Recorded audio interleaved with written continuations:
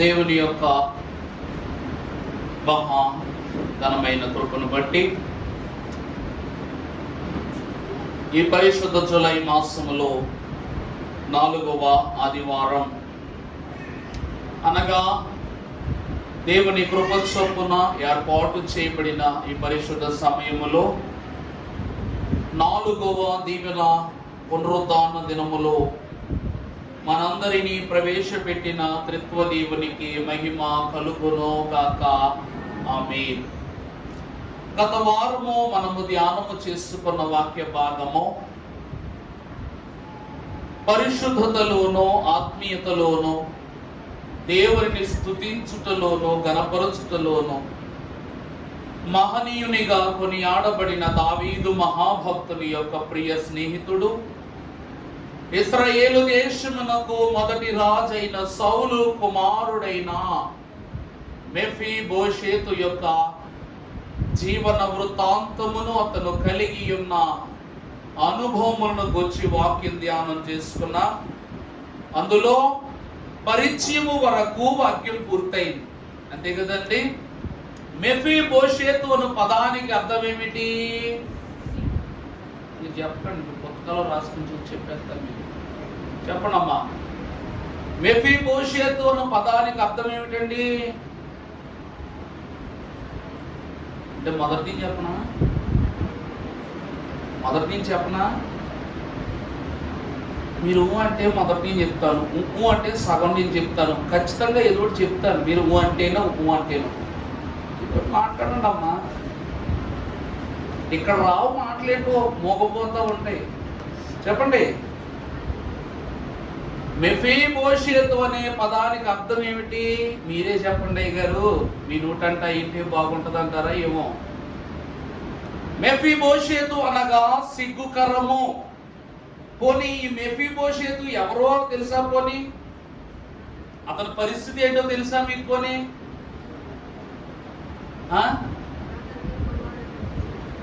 యోనాతాను కుమారుడు, సౌలు మనవుడు. ఇతనికి ఉన్న సమస్య ఏంటి అమ్మా? బతికించారండి బాబు. కనీసం నేను కుంటూ నవ్వలేదు, ఇంత వాక్యం చెప్పాను. ఎందుకంటే ఆ రోజు ఎక్కువసేపు నిలబడ్డాను కదా, పాళ్ళు లాగేసి కాసేపు నేనే మెఫీబోషేతు 2 రోజులు సంకలో 2 కర్రలు ఇవ్వు కానీ పాళ్ళు బాగా లాగే ఆరన్నైందా. సరే, మెఫీబోషేతు అనే ఈ మహాభక్తుడు తన యొక్క తండ్రి అయినా తాతయ్య అయినా సౌలు మహారాజైన అనగా ఇశ్రాయేలు మహారాజైన సౌలు, యువరాజు అయినటువంటి యోనాతాను, వీరు ఇరువురు ఫిలిస్తీయులైనటువంటి వారి యొక్క యుద్ధములో భీకరమైనటువంటి ఘోర యుద్ధములో వీరు ఓడిపోగా అవమానము భరించలేనటువంటి సౌలు తన ఖడ్గమును తానే యుద్ధ భూమిలో దింపి దాని మీద దూకి ఆత్మహత్య చేసుకుని చనిపోయినప్పుడు, తన కుమారుడైన యోనాతాను యుద్ధములో మరణించినప్పుడు వీరి దేహాలను ఫిలిస్తీయులు వారి దేశానికి తీసుకుని వెళ్ళి బట్టలు ఎండబెట్టినట్లుగా దేహాలను రాబందులు పీక్కు తినే రీతిగా ఎండబెట్టారు. ఆ తరువాత ఇశ్రాయేలు దేశమునకు దేవుని యొక్క వాగ్దానమును బట్టి ప్రభువును అడిగి ఆ యెరూషలేములో పరమభక్తుడైన దావీదు దేవునిని ఒక మాట అడిగి, నాయనా నన్ను తిరిగి ఇశ్రాయేలు దేశ యెరూషలేముకు వెళ్ళమంటావని అడిగి ఆ దేశములో హెబ్రోను అను స్థలములోనికి అతడు వెళ్ళి అక్కడ నివాసము చేసి తదుపరి ప్రభు ఆజ్ఞ ద్వారా రాజుగా ఎంపిక చేయబడ్డాడు. అప్పటి కాలమునకు ఈ యొక్క యోనాతాను కుమారుడు ఎదుగుతూ ఉన్నాడు. ఎదుగుతూ ఉండగానే దావీదు అప్పటికే ఒక గొప్ప మహారాజుగా మార్చబడి తన సహోదర సమానుడు ప్రాణమిత్రుడు అయినటువంటి యోనాతానును చంపినటువంటి ఆ ఫిలిస్తీయులైన వారి పైన దండెత్తి వారి దేహాలను భుజాల మీద వేసుకుని యెరూషలేము పట్టణానికి తీసుకొస్తాడు. చనిపోయిన వాళ్ళ దేహాల్ని తీసుకొచ్చి వారి యొక్క క్రమాన్ని క్రియను కూడా యెరూషలేములోనే జరిగిస్తాడు. దేవుని యందు ప్రియబిడ్డలారా, ఎందుకు దావీదు ఒకనాడు ఒక గొప్ప స్థితిలో ఉన్నప్పుడు సుదీర్ఘంగా తన మిత్రుని కొరకు ఆలోచన చేస్తూ, నన్ను నీ తండ్రి అయిన సౌలు నుండి రక్షించి నాకు ఒక మంచి బాటను నువ్వు ఏర్పరిచావు గనుక మిత్రమా, నీకు కావలసిన సమయమున నేను తప్పక ఉపకారము చేసేదను అని ప్రమాణము చేశాడు దావీదు. ఆ ప్రమాణాన్ని జ్ఞాపకం చేసుకుంటూ ఈ యొక్క సౌలుకు అతి సన్నిహితుడు నమ్మకస్తుడైన సేవకుడైన సేబాను పిలిపించి దావీదు అంటున్నాడు, సౌలు కుటుంబములో ఎవరైనా శేషించి ఉన్నారా అని అడుగుతున్నాడు. శేషించుట అనగా బ్రతికి ఉండటం అని అడిగినప్పుడు అతడు యోనాతానుకు ఒక కుమారుడున్నాడు, ఆ కుమారుడు అంగవైకల్యము కలిగి 2 కాళ్ళు లేనటువంటి వాడనే మాటను వాక్యము ద్వారా గత దినములో జ్ఞాపకం చేసుకున్నాం. అంతవరకు అయింది, అంతే కదండి. దేవుని యందు ప్రియబిడ్డలారా, దేవుని వాక్యములో మనము చూసినట్లయితే పరిశుద్ధ గ్రంథము సమూయేలు 2వ పుస్తకం 9వ అధ్యాయము 2వ వచనము.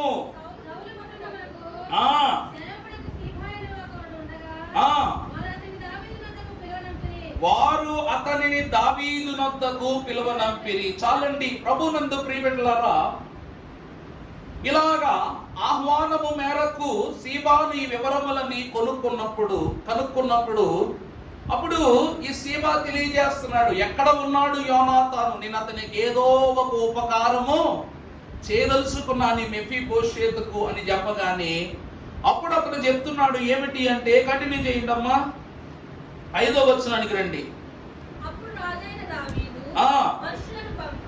మనుష్యులైనటువంటి వారిని పంపి లోదెబారులోనున్న అమ్మీయేలు కుమారుడైన మాకీరు ఇంట నుండి అతనిని రప్పించెను. ప్రభునందు ప్రియ దేవుని బిడ్డలారా, లోదెబారు అను పాదమునకు అర్థము మేతలేని స్థలము. లోదెబారు అనగా ఏమిటండి? మేత లేని స్థలం, లేక వాక్యము లేని స్థలం. మనకు ఆహారం ఏంటి? వాక్యమే. దైవజనులు పాటలు రాస్తారు, వాక్యాహారము తినని ఎడల బలమాత్మకు లభించుటెట్లు.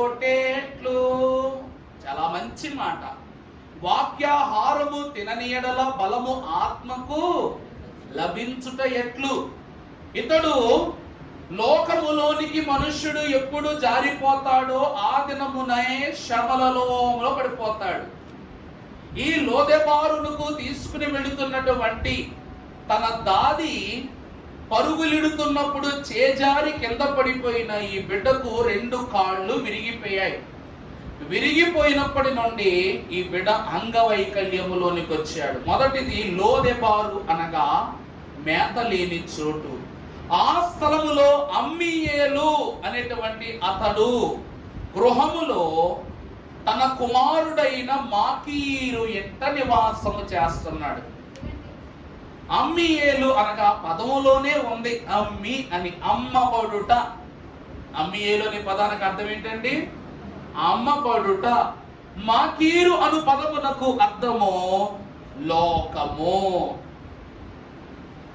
ఈలాగున ఈ అన్నదమ్ములైన అనగా ఈ కుమారుడైనటువంటి మాకీరు ఇంట ఇతడు అమ్మి వేయబడ్డాడు. మీరు ఎప్పుడైనా చూస్తూ ఉంటారు, ఇప్పటి వరకు మన నిడదోల్లో, రాజమండ్రిలో ఇలాంటి పలు చోట్ల భిక్షాటన చేసుకునే వాళ్ళు ఉంటే వాళ్ళందరూ ఒకే చోట కూర్చుని అడుక్కుంటారు. కొన్ని చోట్ల చూసారా మీరు? నీకు అర్థమవుతుందండి చెప్తుంది. గత వారం కూడా చెప్పాను, అందరినీ కొంతమంది గ్రూపుగా కూర్చుంటారు చూసారా? అలా కూర్చునే వాళ్ళని అక్కడ అలా అరేంజ్ చేస్తారు, అట్లా అడుక్కోమని అరేంజ్ చేస్తారు. దీన్ని సిండికేట్స్ అంటారు. అంటే బిచ్చగాళ్ళ ద్వారా వాళ్ళని అలా ఏర్పాటు చేసి వాళ్ళ ద్వారా ధనం సంపాదించి ముద్దెడతారనమాట. వాళ్ళకి నువ్వు రోజుకి ఇంత సంపాదించాలని చెప్తారు. ఇంత సంపాదిస్తేనే నీకు 3 పూట్ల ముద్ద పెడతాం.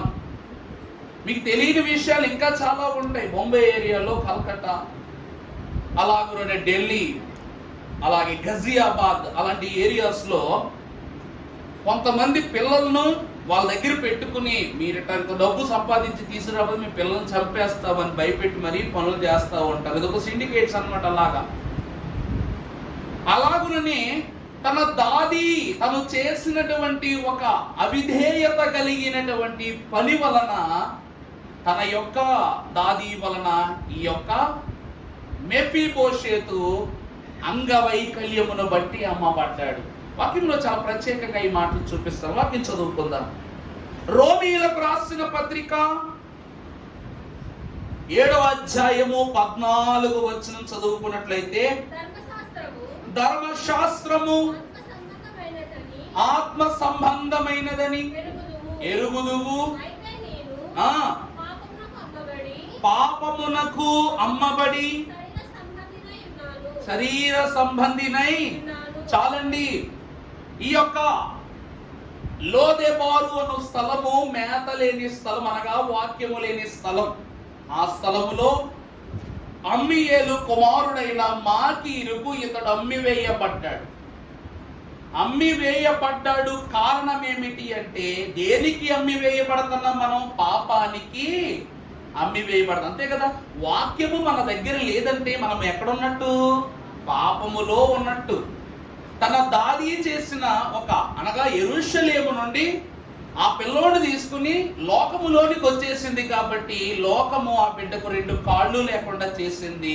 రెండవది, అలాగున్నటువంటి బిడ్డను ఒక గృహములో అమ్మివేయబడ్డాడు. ఆ బిడ్డ అక్కడ ఇంట్లో ఉండి వాళ్ళ పనులు చేస్తున్నాడు.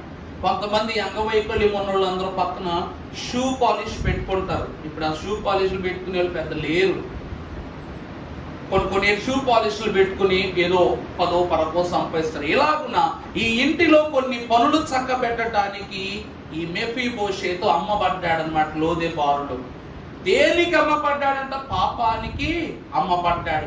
ఎందుకు అమ్మబడ్డాడంటే తన దాది యొక్క అవిధేయత వల్ల. రోమీయులకు రాసిన పత్రిక 5వ అధ్యాయము 19వ వచనం చదువుకున్నట్లయితే, మరియు అతడు విశ్వాసమునందు 5:19 ఒకే ఒక్క మనుష్యుని అవిధేయత వలన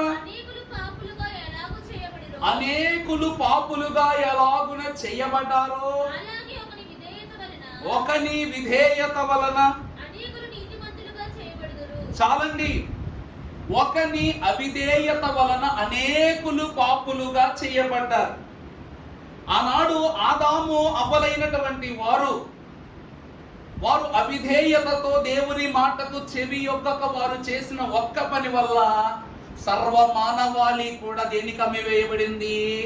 పాపానికి అమ్మివేయబడింది. ఈ రోజు మనం అందరం అనుభవిస్తున్న పాపము ఆదాము యొద్ద మొదలైనది. అలాగే మరొకని విధేయత వలన మనం అందరం ఏం కాబోతున్నాం? నీతిమంతులముగా మార్చబడుతున్నాం. ఆ రోజు తన దాది ఒక్క మనిషి యొక్క అవిధేయత వల్ల, ఏమండి, ఆమె అవిధేయత వల్ల ఈ మెఫీబోషేతు ఇల్లు లేనివాడయ్యాడు, కుంటివాడయ్యాడు. అలాగునని లోకములో అమ్మివేయబడిన వాడయ్యాడు. దేవుని ప్రియబిడ్డలారా, ఒక చిన్న తప్పే అని అనుకుంటాము కానీ అది పెరిగి పెరిగి రేపటి దినాన మన పేకకు చుట్టుకునే పరిస్థితి వస్తుంది. ఊహ తెలియని వయస్సులోనే 2 కాళ్ళు పోగొట్టుకున్నాడు. ఊహ తెలిసినా కూడా తిరిగి యెరూషలేము పట్టణానికి రావటానికి సాహసము చేయక దైవిక విధేయతను కోల్పోయాడు ఒక్క మనిషి వల్ల. దేవుని వాక్యం అంటుంది, ఏ దాది అవిధేయత వలన అతడు కుంటివాడయ్యాడు, తన జీవితం అంతయు కూడా ఎంత వేదనలో పడిందో. ఆ తరువాత దావీదు విధేయత వలన రాజనగరులో దావీదు కుమారుని స్థానములో తాను జీవించాడట. అర్థమైందండి? ఒకరి విధేయత కుంటివాణ్ణి చేస్తే మరొకరి విధేయత తనను యెరూషలేము పట్టణములో రాజు యొక్క బల్ల యొద్ద కూర్చుని భోజనము చేసే స్థితినిచ్చింది. వాక్యంలో చూసినట్లయితే పరిశుద్ధ గ్రంథము సమూయేలు 2వ గ్రంథం 9:5 మనం చదువుకుందాం. అప్పుడు రాజయ్యున్న దావీదు మనుష్యులను పంపి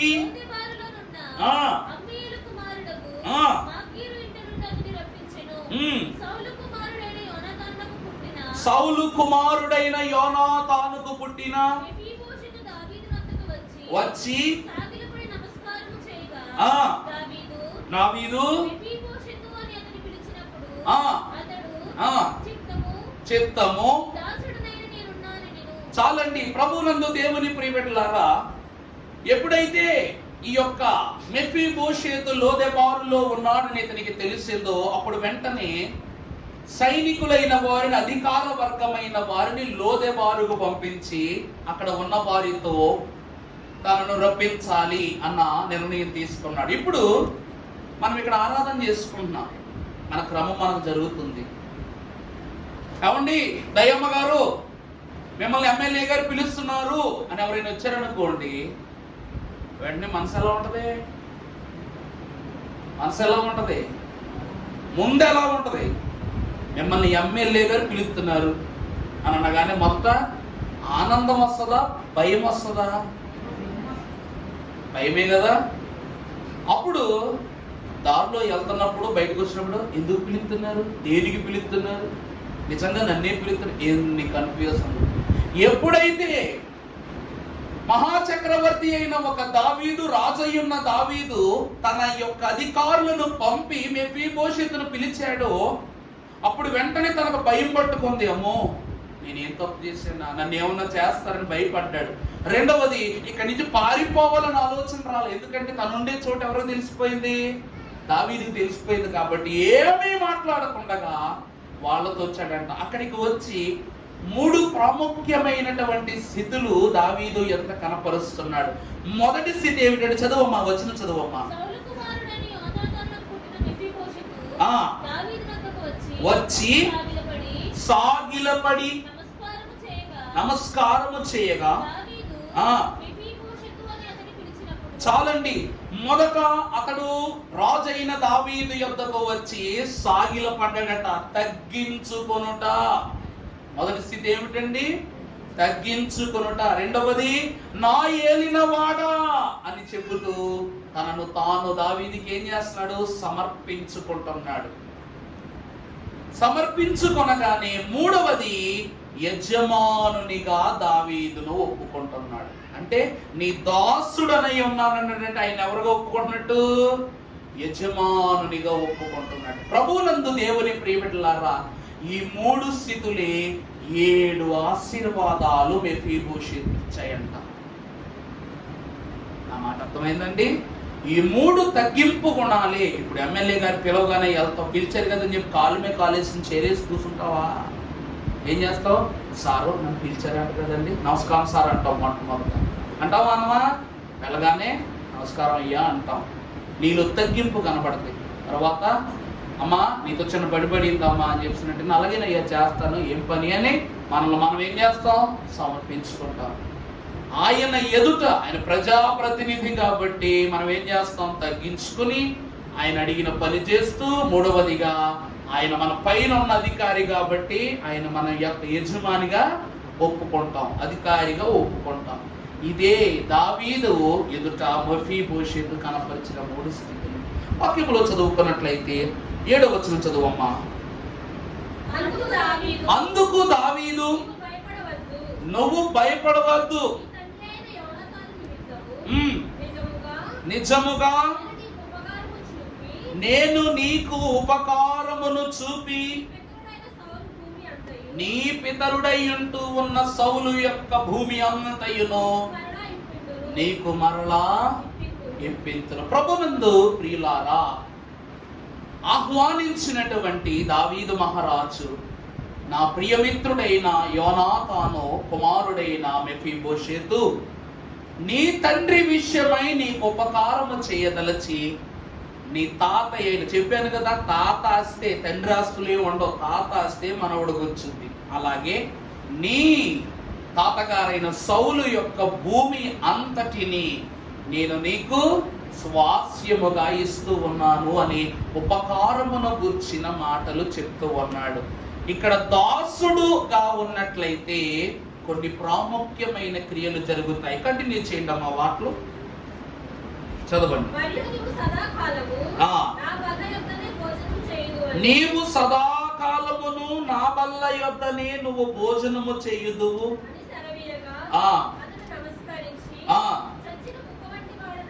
చూడండి, చచ్చిన కుక్క వంటి వాడనైనా నా ఎడల నీవు దయ చూపుటకు. చాలండి, తినను తాను చచ్చిన కుక్కతో పోల్చుకున్నాడు. ఎందుకో తెలుసా? అంగవైకల్యము కలిగిన వారిని రాజదర్బారులోనికి వెళ్ళనివ్వరు. అంగవైకల్యం ఉన్నటువంటి వారు రాజ దర్బారులోనికి వెళ్ళటానికి అనర్హులు. ఆ కాలంలో రాజ చట్టాలు ఎలా ఉండేవంటే, ఆరోగ్య బలహీనతలు ఉన్న వారందరికీ ఒకసారి, ధనికులకు ఒకసారి, రైతులకు ఒకసారి, స్త్రీలైన వారికి ఒకసారి, రాజదర్బారులో ఉన్న సైన్య సమక్షమునకు ఒకసారి రాజు ఇవ్వవలసిన కానుకలు లేక కావలసిన పదార్థాలు విరివిరిగా విడిపి చేసి అందిస్తారు. అందరినీ ఒక చోట పిలిచి చేయని పని. బలహీనతలు అంగవైకల్యముగా ఉన్న వారికి ఇవ్వాల్సిన సొమ్ము వేరేగాను, వారికి ఇవ్వాల్సిన సమయంలో వాళ్ళెవ్వరిని అంతఃపురములోనికి రానివారు. కానీ తను అంటున్నాడు, రాజా, నేను లోకములో ఉన్నవాడను, అంగవైకల్యం ఉన్నవాడను, నేను రాజ దర్బారులోనికి రావటమే సాధ్యము కాని పని. నీ ఎదుట చచ్చిన కుక్క వంటి వాడనైన నన్ను నీవేం చేస్తున్నావు? నీ దాసునిగా ఏర్పరచుకుంటున్నావు, నీ వాణిగా నన్ను చేర్చుకుంటున్నావు, నీ భోజనపు బల్ల యొద్ద నాకు స్థానమిస్తూ ఉన్నావు అని తన యొక్క ఆక్రందను, వేదనను వ్యక్తపరుస్తున్నాడు పరమ భక్తుడు. ప్రభువునందు దేవుని ప్రియబిడ్డలారా, అప్పుడు అంటున్నాడు మహాభక్తుడైన దావీదు, కాబట్టి నీవును నీ కుమారులను నీ దాసులను అతని కొరకు భూమిని సాగుబడి చేసి నీ యజమానుని కుమారునికి భోజనముకైన ఆహారము కలుగునట్లు నీవు దాని పంటను తేవలేవు. చాలండి, ప్రభువునందు దేవుని ప్రియబిడ్డలారా, అప్పుడు ఈ స్వాస్యమంతటిని కూడా మెఫీబోషేతుకి ఇచ్చి, ఈ పనంతటిని ఎలాగైతే సౌలుకు సేబా పని చేశాడో అలాగే మెఫీబోషేతుకు కూడా సేబానే ఏర్పరిచి, ఈ పనులన్నీ కూడా సేబా దగ్గర చూసుకోవాలి. పంట పండించటం, దుక్కి దున్నటం, సేద్యపరచటం, ఆ స్వాస్యాన్ని మెఫీబోషేతు కుటుంబాన్ని కొరకు ఏర్పరచటం అనే క్రమాలన్నీ అప్పచెప్పాడు. మొదటిగా దావీదు దాసుని కుమారునిగా ఒప్పుకుంటున్నాడు. అర్థమైందా అండి? ఈరోజు మన బల్ల దగ్గర మన స్థాయిలోకి కుర్చీ వేస్తాం. లోకానుసారమైన నీతిది. అర్థమైందా అండి? లోకములో ఉండే నీతి. ఈరోజు మనతో కూర్చుని భోజనం చేయాలంటే మనంతని ఓడై ఉండాలి. అదే కదండి లోకం చెప్తున్న గొప్ప నీతి. తప్పుగా అనుకోకండి, లోక నీతి చెప్తున్నాను. మనం అంతకు మించి ముందుకెళ్ళామంటే ధన్యులమే.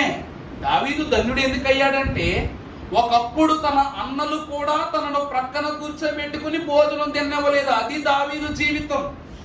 గొర్రెల మందలో అడవిలో దొరికిన తేనె గాని పదార్థములను గాని భుజించుట, అన్నలు లేనప్పుడు వారికి సపర్యలు చేసి మిగలగా ఉన్న దాన్ని తినుట దావీదుకు అవకాశం. అటువంటి దావీదుకు మహారాజైన తరువాత తన యొక్క స్నేహితుడు తనకు కనపరిచిన ఉపకారమును బట్టి ఈరోజు తన కుమారునికి తనతో పాటు బల్ల వేశాడు. యోనాతాను నా సహోదరుడు, అంటే నా అన్నో తమ్ముడో. మరి అన్న కొడుకు కొడుకే అవుతాడు కదా. అన్న కొడుకు తమ్ముడు కొడుకు ఏమవుతాడు? మనకి కొడుకే అవుతాడు. కాబట్టి ఆ లెక్క ప్రకారాన తన దాసుని కుమారుడిగా ఏర్పరచుకున్నాడు. దేవుని వాక్యములు గలతీయులకు రాసిన పత్రిక 4వ అధ్యాయము 6వ వచనం చదువుకున్నట్లయితే, గలతీ పత్రిక 4వ అధ్యాయం 6వ వచనం, మరియు మీరు కుమారులై ఉన్నందున నాయన తండ్రి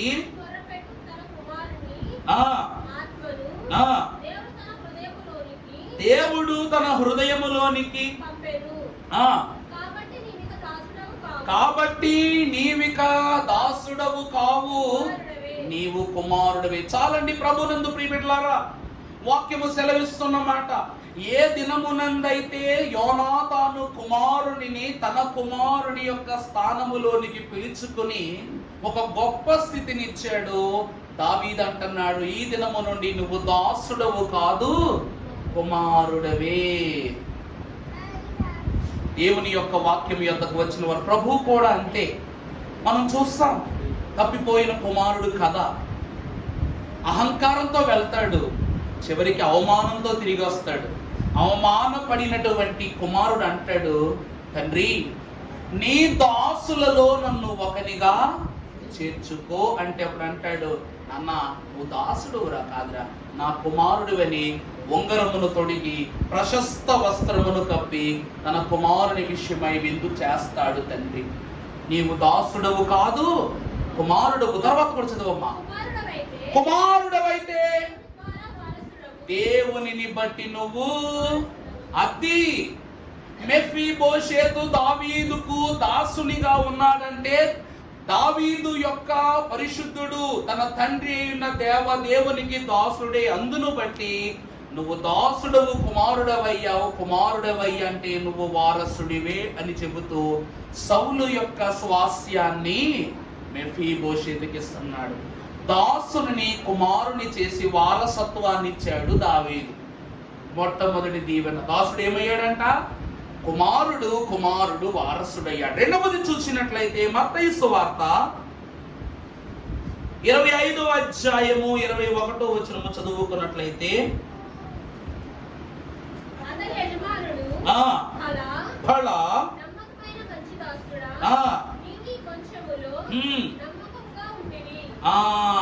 భళా నమ్మకమైన మంచి దాసుడా, నీవు నీకు కలిగిన ఈ కొంచెములో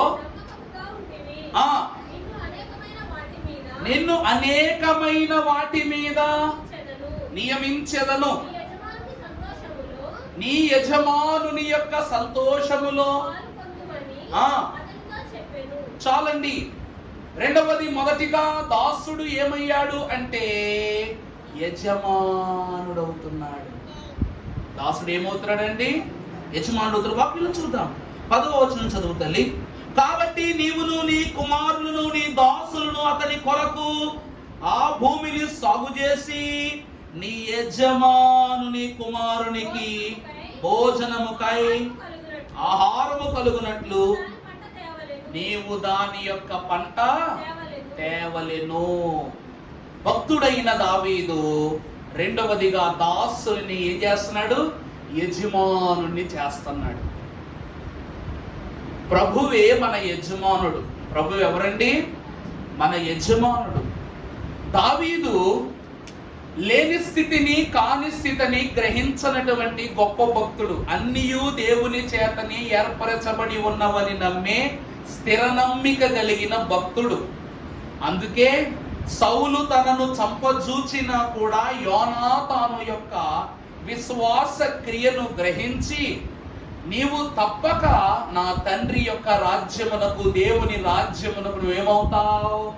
వారసుడు అవుతావు, మహారాజు అవుతావని చెప్పగా ఆ మిత్రుని యొక్క వాక్కు ప్రకారముగా జీవించాడు దావీదు.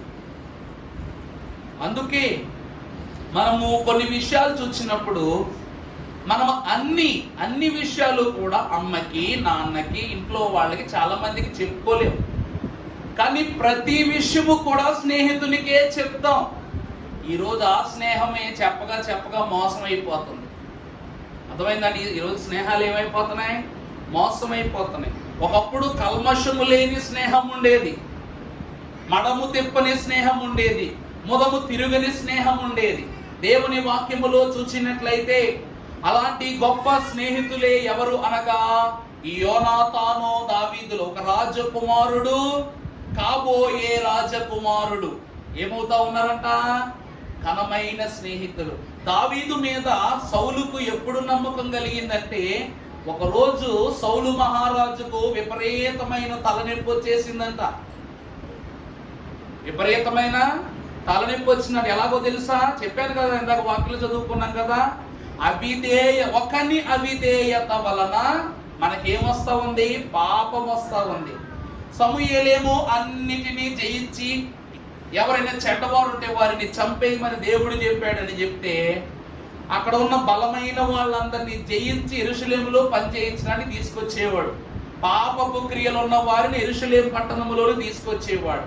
వారి యొక్క వస్తువులు తీసుకొచ్చేవాడు. ఇలా తీసుకొచ్చి ఆ పాప భారము శిరోభారంగా మారిపోతే వైద్యులు ఎంతమంది ఎన్ని మందులు ఇస్తున్నా కూడా ఈ యొక్క సౌలుకి ఏం తగ్గట్లా? తలనొప్పి తగ్గట్లేదంట. తగ్గకపోతే యోనాతానుకి ఈ విషయం తెలిసి తన స్నేహితుడైన దావీదును ఆ స్థలానికి తీసుకుని వస్తే తను ఒక సితారతో సౌలు యొక్క శిరోభారమునంతటిని దించేశాడంట. ఒక వాయిద్యంతో ఏం చేశాడు? యెహోవాను స్తుతి చేస్తూ సౌలు శిరస్సు మీద ఉన్న ఒత్తిడిని అంతా కూడా దించేశాడు. ఆ సమయంలో దేవుడే ఈ యొక్క దావీదు యొక్క సితార స్వరాన్ని వినటాన్ని సౌలు గమనించాడు. అందుకే రేపటి దిన అభిషేకము దావీదుకునే జరుగునని సౌలు అభిషేకము పొందినోడు గనుక గ్రహింపు తెచ్చుకున్నాడు. అందుకే సౌలు దావీదును చంపదలుచుకున్నాడు. దేవుని యందు ప్రియ సంఘమైన వారులారా, దాసుని అలాగున ఒక యజమానుడు దాసునిగా ఉన్న దావీదును చంపాలనుకున్నాడు. కానీ యోనాతానును బట్టి వాక్యం ముందు చూసారా, యేసుక్రీస్తు ప్రభువు అనే మధ్యవర్తి లేకపోతే మనం ఎప్పుడో చనిపోవాలి. దేవునికి మనకు మధ్యవర్తి ఒక్కడే. ఆ మధ్యవర్తి లేకపోతే తండ్రి ఉగ్రత సరాసరిగా మన మీదకి వచ్చేసేది. అలాగే సౌలుకును దావీదుకును మధ్యవర్తి యోనాతాను. ఈ యోనాతానును బట్టే సౌలు స్వాస్థ్యాన్ని ఈ మెఫీబోషెతుకి ఇస్తున్నాడు దావీదు. అలా ఇచ్చి తన తాత యొక్క యజమాన హక్కుని ఎవరికి ఇస్తున్నాడు? మెఫీబోషెతుకి ఇస్తున్నాడు. ఇస్తూ దాసుని యజమానుని చేశాడు. ఇప్పుడు చదువమ్మా మాట, మత్తయి 25:21. అతని యజమానుడు భళా నమ్మకమైన మంచి దాసుడా, నీవు కొంచెములో నమ్మకముగా ఉంటివి, నిన్ను అనేకమైన వాటి మీద నియమించెదను. చాలండి. నాకు నమ్మకమైన వాటిపైన నిన్ను యజమానునిగా నియమించెదను. అర్థమైందండి? ఈరోజు తన దాసత్వమును తన దాసుడైనటువంటి ఈ యొక్క మెఫీబోషెతు దావీదు ఎదుట వినయ మనస్సుతో తన ఎదుట కనపరచడాన్ని బట్టి తన యజమానుని స్థానం ఇచ్చాడు. దేవుడికి కూడా మనం అంతే. ఎంత తగ్గించుకుంటే అంత లిగుతాం పైకి, ఎంత దిగితే అంత త్వరగా దేవుడు మన గవినిలోనికి తీసుకుని వెళతాడు. అందుకే దాసుని ప్రార్థన తప్పక యొసగిడు యేసు నాయకుడేమా వేల్కో అని వాక్యంలో, పాటలో. మూడవదిగా చూసినట్లయితే 9వ అధ్యాయము సమూయేలు గ్రంథం 2వ పుస్తకం 11వ వచనం చూస్తే, నా ఏలిన వాడగు రాజు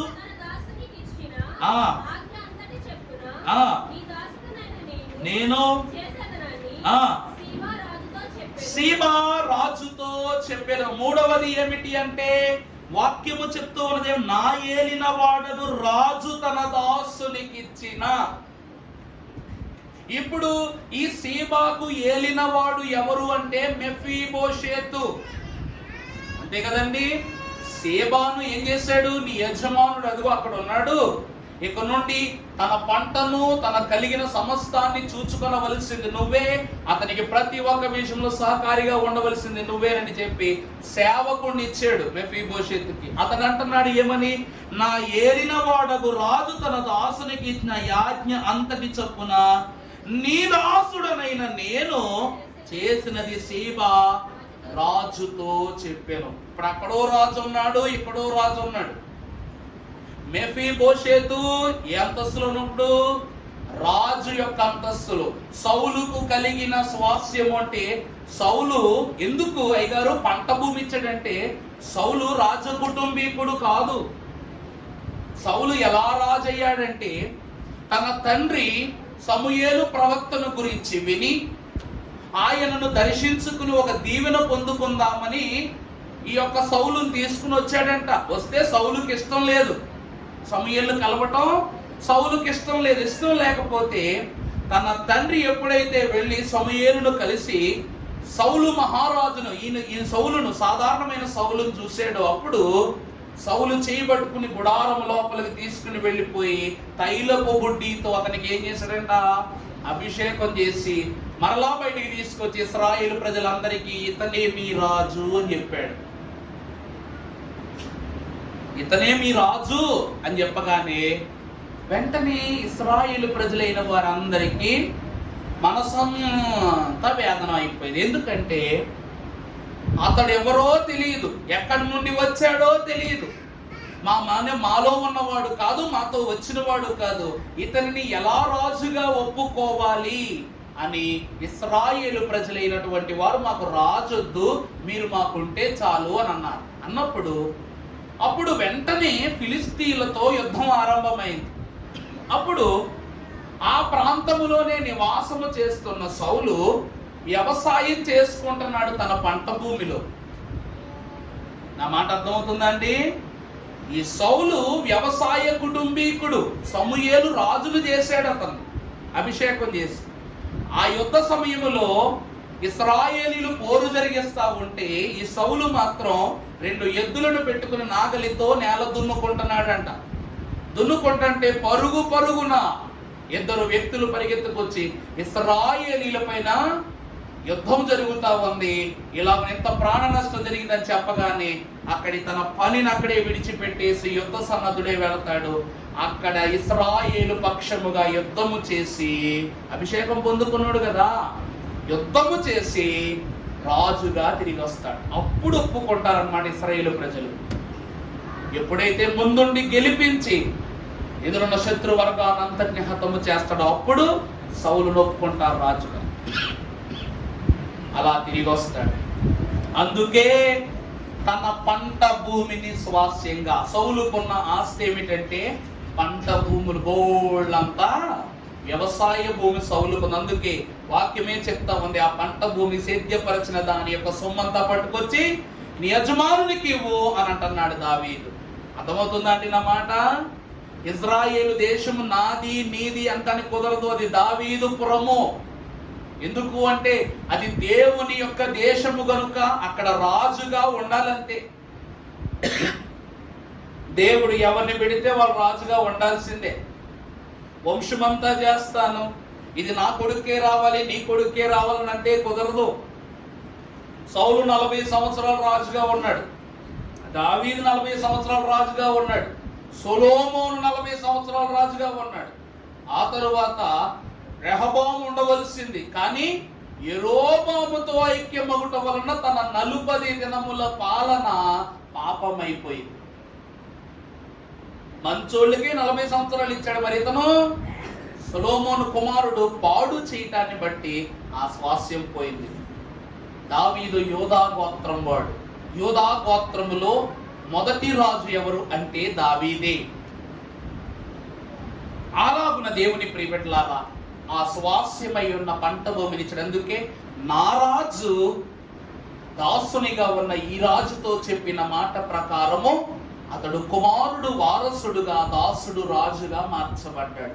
మెఫీబోషెతు రాజదర్బారులో రాజుతో కూర్చుని ఆసీనుడై భుజించటాన్ని బట్టి దావీదుకు ఏ విలువిస్తున్నారో మెఫీబోషెతు కూడా అదే విలువిస్తున్నారు. ఎందుకంటే యోనాతాను దావీదును రాజదర్బారుకు తీసుకెళ్తే మర్యాదలో ఎక్కడ తగ్గనిచ్చేవాడు కాదంట.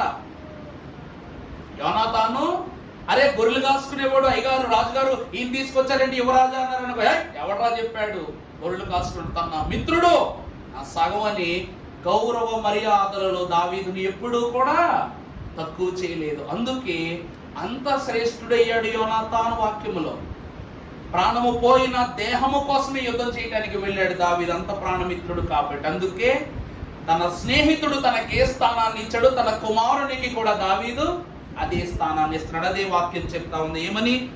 నా ఏలిన వాడకు రాజు తన దాసునికి ఇచ్చిన యాజ్ఞ అంతటి చొప్పున నీ దాసుడనైన నేను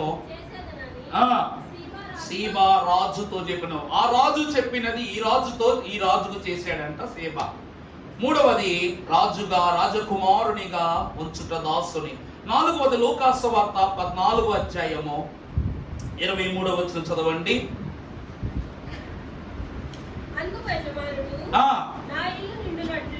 నా ఇల్లు నిండునట్లు నీవు రాజమార్గములోనికి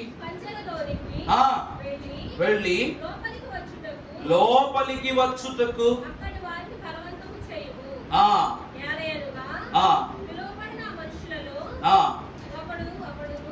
ఒకడును నా విందును రుచి చూడడని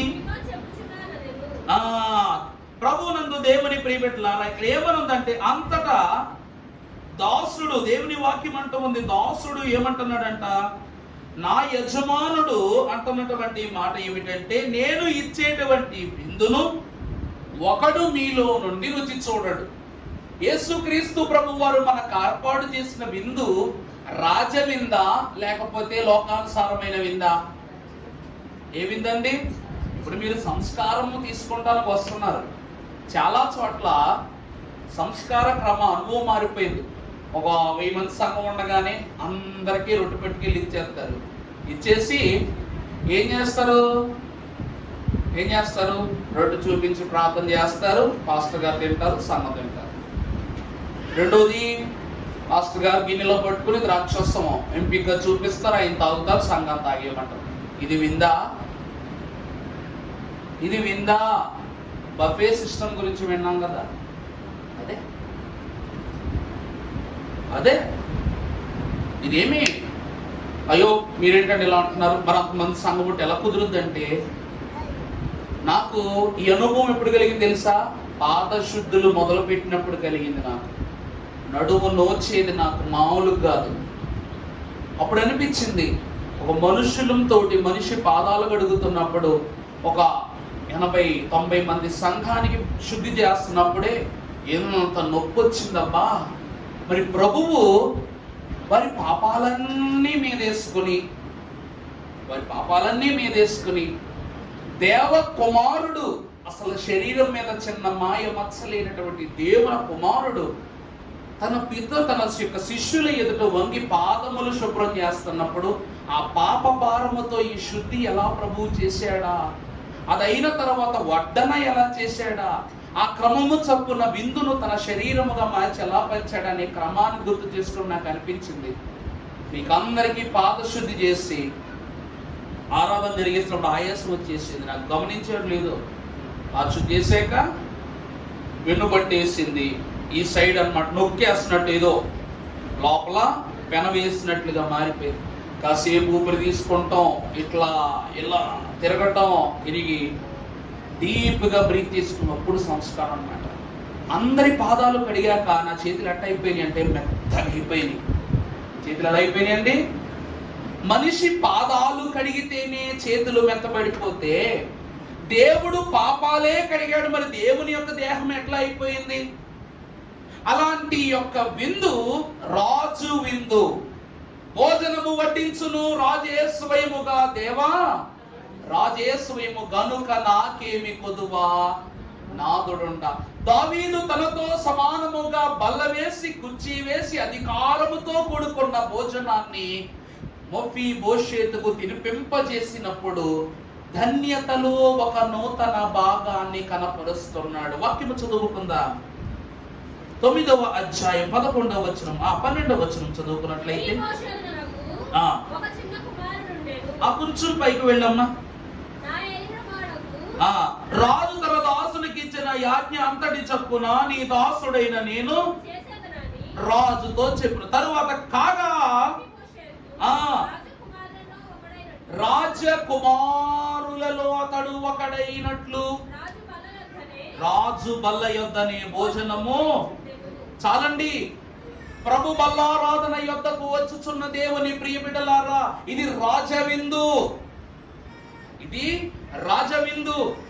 ఈ రోజున వాక్యం అంటూ ఉంది, రాజకుమారునిగా రాజబల్ల యొద్దకు వచ్చి రాజు పొందుకున్నటువంటి ఘనతలతో విందును ఆరగిస్తున్నాడు. ఈరోజు నీ యొక్క వెడమ చేతిపై కుడి చేయి పెట్టుకుని వినయ మనస్కుడివై రాజు యొక్క వినమ్రుడవై పుచ్చుకునే విందు ఇది సామాన్యమైన విందు కాదు. రాజులంట భోజనం చేసేటప్పుడు, ఈరోజు మనమైతే చిన్న ప్రార్థన చేసి తినేస్తాం. ఇప్పటికీ కొన్ని ప్రాంతాలలో రాజదర్బారులో భోజనం పెట్టేటప్పుడు ఆ యొక్క అలవాట్లు ఎట్లా ఉంటాయంటే, అన్నం దాకా వెళ్ళాలంటే పలు పదార్థాలు తింటారు వాళ్ళు. మొదటిగా చప్పగా ఉన్నటువంటి ఒక సూప్ తాగుతారు, నాకు తెలిసిన వివరం చెప్తున్నారు. దాని తర్వాత ఒక చిన్న 4 రకాల 5 రకాలున్న స్వీట్స్ తింటారు. ఆ తర్వాత కాచిన నెయ్యి చిన్ని గ్లాస్ తాగుతారంట. కాచిన నేతిని చిన్ని గ్లాస్ తాగిన తరువాత వారు వెండి పళ్ళెములో లేక బంగారపు పళ్ళెములో భోజనం పెట్టుకొని ఆ యొక్క నీరుని తీసుకుని కాసేపు ఏం చేస్తారు, అని కంచం చుట్టూ నీరు జల్లుకుని వారికి చేయవలసిన ప్రార్థన చేసుకుంటారు. చేసిన తరువాత పలు రకాలు, మొదట ఇదే తినాలి, తర్వాత ఇదే తినాలి, తర్వాత ఇదే తినాలన్నట్లుగా మనం ఎలాగా 4 కూరలు ఉంటే 4 కూరలు వేసుకుంటాం. కానీ మన అలవాటు ప్రకారం chicken, mutton, fish, prawn, veg ఇలా పెట్టామనుకోండి, మొదట ఎట్లున్నా చికెనే, తర్వాత మటన్, అట్లా ఒక్కో ముద్దకి ఎలా తింటాం అలా రాజులు కూడా ముద్దకు తగ్గట్లుగా ఆహారాన్ని భుజించి చివర తాంబూలం అట్లాంటివి వేసుకుంటారు. ఈరోజు మనకు తెలిసి చెప్తున్నాను, అదంతా పూర్తయిన తర్వాత అరుగుదలల కొరకు మన హోటల్స్కి వెళ్తే ఏం పెడతారు, సోపు పెడతారు కదా, అట్లాంటిది ఒక పదార్థం ఉంటుంది. అది అయిపోయిన తర్వాత ఏంటి మీరు అన్నంలో టీ తాగేస్తారా? అదే కదా తాంబూలం అని చెప్పాను. అయిపోయిన తర్వాత తినిన ఆహారము ఎటువంటి, అటు ఎక్కువ కాదు అటు తక్కువ కాదంట, అలాంటి భోజనం తింటారంట. ఆ ఒక్క భోజనము రాజుకు పెట్టడానికి 10 మంది వంట వాళ్ళు, 20 మంది పని వాళ్ళు, వడ్డించడానికి ఇంకొక 10 మంది, ఒక్క మనిషి ఆహారం తినడానికి ఇంతమంది. మీకు తెలుసో తెలీదు, ప్రిన్స్ ఆఫ్ పర్షియా రాజు ఉంటాడు, అతని ఇంట్లో 86 మంది చెఫ్లు ఉంటారన్నమాట. ఎంతమంది అండి? 86 మంది వంట చేసేవాళ్ళు ఉంటారు. ఒక్క మనిషి ఒకే ప్లేట్ టిఫిన్ తింటాడు, కానీ ఆడు ఒక్కడి కోసం 400 రకాలు వండుతారు రోజుకి. ఎన్ని? అందులో వాడు అలా చూసుకుంటాడు, ఏం కావాలో చూసుకుంటాడు. నాకు పలానాది కావాలని కానీ ఆ ఒక్కటి తింటాడు. ఒక మనిషి జీవిత కాలం తినాల్సిన భోజనాన్ని ఒక రోజు వండితే అందులో ఒక భోజనం తింటాడు. ఎందుకంటే అడిగి వండరు, అడిగే అంత పరిస్థితి కూడా ఉండదు. అదే చెప్తా ఉంది ఈరోజు మెఫీబోషెతు స్థితి ఏమిటంటే, అతడు తన యొక్క తండ్రి అయిన యోనాతానును బట్టి సౌలు మహారాజు పంట భూమినైతే తన స్వాస్యంగా పొందుకున్నాడు, కానీ తనకి జరిగే ప్రతి మర్యాద దావీదుకు జరుగుతున్న మర్యాదే. ఈరోజు మనం మంచి పాట పాడుకుంటాం, విందుకో నన్ను తోడుకొని వెళ్ళును యేసు, విందుకో నన్ను ఎత్తుకొని వెళ్ళును, పెండ్లి విందుకో నన్ను తీసుకొని వెళ్ళును, విందులో నేను ఆనందము తోడ నిండి యుందును, ప్రియుడు నాతో నుండును కలసి మెలసి, విందుకు నన్ను తోడుకొని వెళ్ళును, పెండ్లి విందుకు నన్ను ఎత్తుకొని వెళ్ళును. మరి పదార్థాలు ఏముంటాయంట విందులో? ఫలములు నాకెంతో ప్రియములు, విందు ఫలములు అతి మనోహరములు, అతని ఫలములు జీవకు మధురములు, తరచి ప్రేమ చేము చిల్లుచుంటివి, ద్రాక్ష ఫలములు జల్దరు ఫలములు పెట్టుడింకా, విందుకు నన్ను తోడుకొని వెళ్ళును యేసు, విందుకు నన్ను ఎత్తుకొని వెళ్ళును. రాజుతో నువ్వు కూర్చుంటాం ఒక ఎత్తు, రాజుతో ముద్ద పంచుకోవడం ఒక ఎత్తు. ఎవండి, ఈ సామాన్యుడయున్నంగ వైకల్యము కలిగిన మెఫీబోషెతు ఎప్పుడు దావీదు పక్కన కూర్చున్నాడో, దావీదు మహాభక్తుని యొక్క సువాసన, రాజులు ఎప్పుడు పరిమళ సువాసనలు వెదజల్లేటువంటి వస్త్రాలు, రకరకాలైన దుస్తులు ధరించుకుని వస్తారు. ఇతనితో సమమైన వాడైపోయాడు. విందుకు నన్ను తోడు, ఈ పాటలో మొదటి చరణము, విందుశాలకు నేను వెళ్ళుదును, నాతో విందులో రాజు కూడా కూర్చుండును, విందులో నాదు సుగంధము వ్యాపించి, ఇందు నందైన క్రీస్తు అందేయుండును. చాలు. దేవునితో ఎప్పుడు నువ్వు ఇక్కడ ముద్ద పంచుకుంటానికి వచ్చావో సంస్కారం రోజు, నీకు ఇచ్చే రొట్టె బట్టి నీ ఒంట్లో ఉన్న పాపపు వాసన పోద్ది. నీ దేహం ఏ దేహం అయిపోద్ది? ఎవరి దేహం అయిపోద్ది? ప్రభు దేహం అయిపోద్ది. అప్పుడు నీ మలిన దేహము కాదు, మహిమ దేహం ఉంటది. అప్పుడు నీ ఒంట్లోంచి మురికి వాసన రాదు, పాపపు వాసన రాదు. మన రక్తం అంట నీచు వాసన వస్తుందంట కదా. రక్తం ఏం వాసన వస్తుందండి? నీచు వాసన వస్తాయి. కానీ అదే యేసుక్రీస్తు ప్రభు వారి యొక్క రక్తమును ద్రాక్షరసముగా పుచ్చుకున్నప్పుడు సువాసనలు వెదజల్లుతాడు.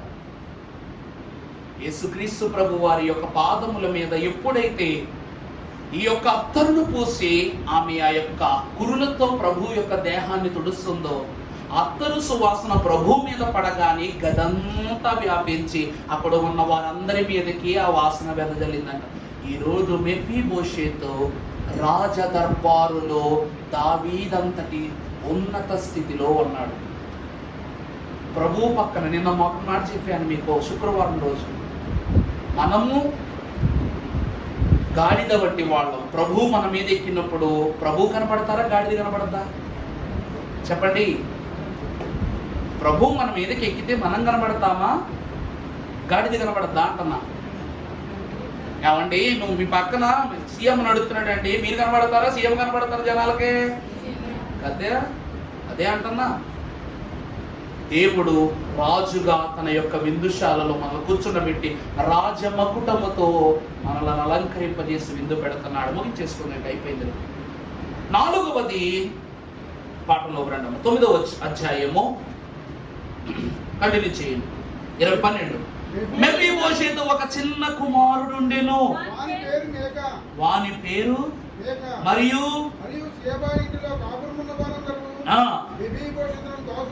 మెఫీబోషెతునకు ఇతడు దాసునిగా వచ్చాడు, కానీ ఇతనికే చివరికి దాసులున్నారంట. ఎంత ఆశ్చర్యమో! దేవునిలోనికి వచ్చేటప్పుడు మనం ఒక్కళ్ళమే వస్తాం, కానీ ఎప్పుడు దాసునికి మనము ఆశీర్వాద అంతస్తుగా మార్చబడతాము. మన కుటుంబం అంతా కూడా దేవుళ్ళకి వచ్చేస్తాం. ఒక మాట చెప్పనా అండి, ఒక చిన్న పాత్ర తీసుకుని అందులో నీళ్లు తీసుకుని చిన్న తులసి దళం అందులో వేసామనుకోండి, అది ఏ నీరైపోద్ది? ఏనైపోద్ది? తీర్థం అయిపోద్ది. ఏమైపోద్ది? తులసి తీర్థం అయిపోద్ది. ఒక చిన్న ఆకు, అదే నీటిలో ఒక చుక్క విషం వేయండి, చెప్పండి ఏమవుద్ది? విషం అయిపోద్ది. నువ్వు చెరువులో ఒక చుక్క విషం వేసినా అక్కడికి వెళ్ళి మరోసారి నువ్వేమీ తెచ్చుకో. కానీ అదే చిన్న ఆకు పట్టి చెరువులో వేస్తే అది మొత్తం తీర్థమైపోదు. వాక్యం ఏం చెప్తుందంటే, నువ్వు దేవుని ఎదుట ఎంత తగ్గించుకుంటావో అంత హెచ్చింపబడతావు. ఈరోజు దాసుడా అని దావీదు దగ్గర తలవంచగానే తన యజమాను చేశాడు. దావీదే అంతటి యజమానుని చేస్తే మరి దేవుడు నిన్నింకెంత యజమానుని చేయాలి? అర్థమవుతుందండి? ఈ కూరలో ఎన్ని పదార్థాలు వేసుకున్నా ఉప్పు వేసుకోకపోతే రుచి ఉండదు. అది ఎంత గొప్పోడైనా, ఎంత గొప్ప చెఫ్ అయినా కూడా ఉప్పు లేకుండా కూరను పూర్తి చేయలేడు. ఆ పదార్థం లేకుండానే పూర్తి అవ్వదు ఏ కూర. పచ్చడైనా ఉండాల్సిందే, పెరుగులోనైనా సరే చివరికి ఉండవలసింది. అలాగునని దేవుని బిడలమై ఉన్న మనము తగ్గించుకొనకుండా మనము దేవునిలో రుచింపబడలేము, దేవుని ఏర్పాటు చేత శుచి చేయబడలేము. ఈ యొక్క మెఫీబోషెతు తల ఒగ్గినది దేవునిని బట్టి, దావీదు ఔన్నత్యాన్ని బట్టి, దేవుడిచ్చిన మహిమని బట్టి కనుక దాసునిగా వచ్చిన వానికి ఓ కుటుంబం అంతా దాసులైపోయారు. దాసుని ధన్యుణ్ణి చేస్తానంటుంది దేవుని వాక్యం. చివరి మాట చూపిస్తాను, లూకాసు సువార్త 12వ అధ్యాయం 37వ వచనం చదువుతలి. ప్రభువు వచ్చి ఏ దాసులు మెలకువగా ఉండుట ఆయన కనుగొనును, ఆ దాసులు. అర్థమవుతుందండి నా మాట? ఈరోజు మాట్లాడేటప్పుడు, దేవుని ఎదుట మాట్లాడేటప్పుడు చాలా జాగ్రత్తగా ఉండాలి, మెలకువగా ఉండాలి. మాట పొదుపు అని ఎందుకు చెప్పాను? బైబిల్ మిషన్ వారలారా, దైవజనుని బిడ్డలారా, మీ మాట జాగ్రత్త, తస్మాత్ జాగ్రత్త. ఎందుకంటే ప్రార్థనలో, మాటలో, సమర్పణలో జ్ఞానములో, విధేయతలో చాలా జాగ్రత్తగా ఉండాలి. ఒకని అవిధేయత మనుషులందరినీ పాపానికి అంటగట్టింది. ఒకని విధేయత ప్రతి ఒక్కరిని రక్షించింది. ఏదైనా ఒక్కరితోనే మొదలైపోద్ది. ఈరోజు వాక్యం ఏమంటూ ఉందంటే, ప్రభువు వచ్చినప్పుడు ఎవరైతే ఎలా ఉంటారో, మెలకువగా ఉంటారో వారెవరు? ధన్యులు. అలా ధన్యునిగా ఉన్నటువంటి బిడ్డ, అతడు తలపెట్టి చేయు యత్నించును ఎలా పనులు సతతము సంపూర్ణముగా సఫలమగుచుండును గానా అన్నారు. ఈరోజు మెఫీబోషెతు చివరి మాట సమూయేలు గ్రంథం. మెఫీబోషెతు యెరూషలేములో కాపురముండి సదాకాలము రాజు బల్ల యొద్ద భోజనము చేయుచుండని అతని 2 కాళ్ళు కొంటివి. తన కాళ్ళు మాత్రమే లేవు, కానీ కాళ్ళు లేని వాళ్లకు ఎంతమంది పనిచేస్తున్నారు చూడండి. మీకు అప్పుడే చెప్పాను, Stephen Hawking the greatest scientist ever based in the world అన్నమాట. తన జీవితం కుర్చీలోనే అయిపోయింది. కరెక్ట్గా 17 ఏళ్ల వయసులో కుర్చీ ఎక్కేశాడు. శరీరం అంతా ఏమైపోయింది? కుర్చీలు కనబడి మొత్తం ఎక్కడికక్కడ భాగాలన్నీ కూడా ప్యారలైజ్ అయిపోయింది. తను మాట్లాడడానికి ఏమి ఉండదు. తను ఏమనుకుంటాడో తన కుర్చీలో ఉన్న కంప్యూటర్ మీద డిస్ప్లే అవుద్ది, అన్నీ కూడా డిస్ప్లే అవుతాయి. కానీ ఈ క్రియేటెడ్ సెన్సేషన్ బ్లాక్ హోల్స్, శూన్యములో నుండి సృష్టిని తీసాడు అనేటువంటి కాన్సెప్ట్ తీసుకున్నాడు. ఆ శూన్యం ఎక్కడుంది అన్నది కనుక్కున్నాడు. Black holes. అర్థమవుతుందండి? దేవుని వాక్యము తెలియజేస్తున్న మాట, ఎప్పుడైతే మనము దేవుని యందు నిరీక్షణ కలిగి దేవుని తలంపుల చేత ఉంటామో, మనము కాళ్ళు లేకపోయిన వారమైనా కూడా రాజదర్బారులో దర్జాగా జీవించగలం. అందుకే వాక్యం అంటుంది, పరలోకానికి వెళ్ళటానికి నీ కన్ను అభ్యంతరం అయితే కన్ను తీసేయి, చెయ్యి అభ్యంతరం అయితే చెయ్యి తీసేయి, కాలు అభ్యంతరం అయితే కాలు తీసేయి. ఎందుకంటే అన్నీ ఉండి నువ్వు నరకానికి వెళ్ళటం కన్నా ఏమీ లేకుండా పరలోకానికి వెళ్ళడం ఎంతో శ్రేష్టం. అక్కడ నువ్వు ఎలా ఉంటావు చెప్పండి? ఇక్కడ దావీదుతో మెఫీబోషెతు సదాకాలము ముద్ద పంచుకున్నాడు. రాజదర్బారులో పుష్టాన్న భోజనం తిన్నాడు, తన కుమారులు తిన్నారు, తన వంశమంతా తింది. అలాగ మనము కూడా 1000 ఏండ్ల విందులో, ప్రభువు నీకు కన్ను లేదా, కాలు లేదా, చెయ్యి లేదా, నీ ముఖం అందంగా ఉందా, ఇవి చూడడు ప్రభువు.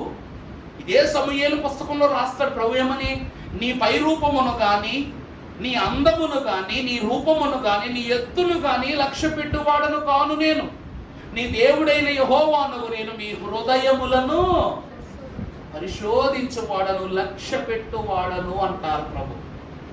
మెఫీబోషెతు యొక్క తగ్గింపు. ఈరోజు మనము ఎంత దీనస్థితిలో ఉన్నా దేవుని దగ్గర సంపాదించిన మంచి విలువ ఉంటుంది చూడండి, అదేదో ఒక రోజు మన బిడ్డలను గొప్పోళ్ళని చేస్తుంది. అడుగంటికి పోయినా కూడా గొప్పోళ్ళని చేస్తుంది. అర్థమైందా అండి? సౌలు తప్పు చేస్తే యోనాతాను సరి చేశాడు. తను బ్రతికున్నాడా లేదా అన్న విషయము కూడా గ్రహించకుండగా దావీదు జ్ఞప్తిలోనికి తెచ్చుకుని ఒక సమయం వచ్చినప్పుడు ఎంత బానిసత్వాన్ని అనుభవించాడో అంత బానిసత్వానికి తగిన దానికన్నా 100 రెట్లు అంతస్తులో తన కుమారుడైన మెఫీబోషెతుకి. అందుకే సాధ్యమైనంత వరకును ఈ భూమి మీద దేన్ని కదపకుండా వెళ్ళిపోవాలి. అర్థమైందండి? భూమి మీదకి వచ్చిన తర్వాత దేన్ని కదపకూడదు. చెట్లు దేన్ని కదపో, గాలి కాడతాయి, కాయలు ఇస్తాయి. ఈ రోజు వరకు మనం వాటి దగ్గర నుంచి కాయలు తెచ్చుకున్నాం, కానీ మనం ఎప్పుడు వాటికి కాయలు ఇవ్వలేదే. మనం నీరు పోయకపోయినా చెట్లు ఏమిస్తున్నాయి? ఫలాలు ఇస్తున్నాయి, పువ్వులు ఇస్తున్నాయి. ఈ రోజు వరకు కోడి గుడ్లని, పక్షి గుడ్లని, వగేరా వగేరని మనం తింటున్నాం తప్ప ఏ పక్షి మన దగ్గరికి వచ్చి నువ్వు చచ్చిపో నేను తినేస్తానని కత్తి వేసుకుని మీదకి రాలేదే. అవి వేటిని కదపో. ఈరోజు సింహాలు ఉన్న చోట్లకు మనుషులు వెళ్ళి చచ్చిపోతున్నారు తప్ప సింహాలు ఊళ్ళలోకి వచ్చేయట్లేదే. వాళ్ళ జూల్లో బంధించి జనాల మధ్యలో. అలాగ దేవుని వాక్యం ఒక మాట చెప్తుంది ఏమిటంటే, ఈ లోకములో ఏ సమయమైనా ఏ కాలమైనా నువ్వు పడే వేదన దేవుడు చూస్తాడు. ఒక సమయం వచ్చినప్పుడు తప్పకుండా నీ తలుపులు తెరుస్తాడు దేవుడు, నీ చీకటిని తొలగిస్తాడు, కావలసినవన్నీ ఇస్తాడు.